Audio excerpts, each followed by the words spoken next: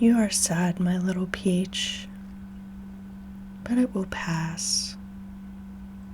Like clouds in the sky, the sun cannot always shine.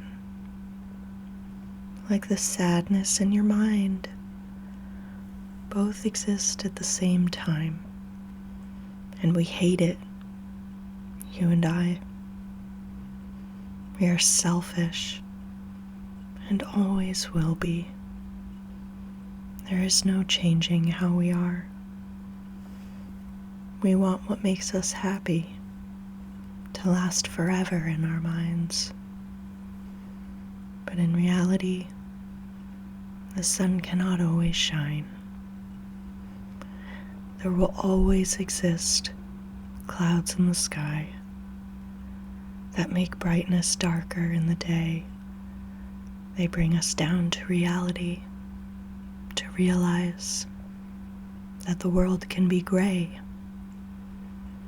It's not always sunshine and flowers in your cup.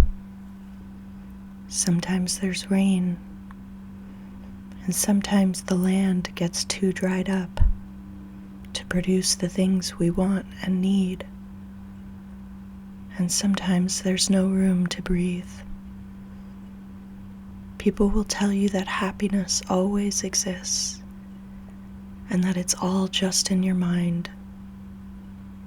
But I've been there, and I know that as much as happiness exists, sadness will be there to make up for lost time. There's no escaping it, because reality is both true and sad. And as much as we want to change things, other disappointments will always fill the gap. If there was nothing to improve, if there was no sadness to fix, we would not know happiness, and thus both are brothers fighting to exist. So I cannot be happy without being sad, but in my head these two only show up as extremes, or not at all. There is no middle ground where my mind can crawl. I am elated, or I am near death. And after it all, there's no emotion left. So while I am there, I write my feelings down, so I can return to what I'm feeling now, and remember that both happiness and sadness do exist in my mind, but not all the time. Sometimes there is empty space that sits there stagnant, not used for thinking, and it can't imagine. This space is not comforting, like the tingles from smiling, and it is not breathtaking, like the cringes from crying. It is empty, like limbo, and there is no feeling there. Like a terrible, long-lasting pause between heaven and hell.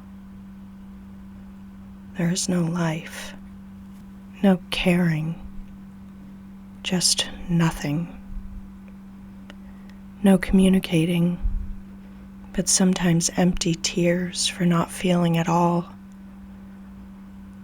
There's craving for reality, for something to move you, but most of the time is filled with an empty hue or a silent ring that drowns out the sound of love that surrounds you.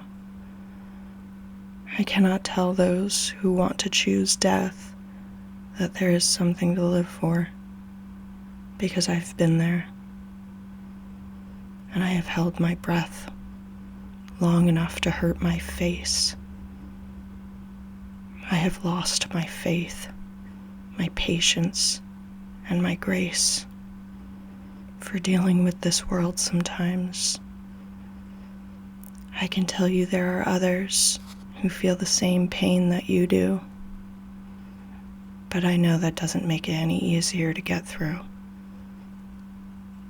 And I can tell you that your sadness will pass, like clouds in the sky, but don't expect that another rain cloud will never come by.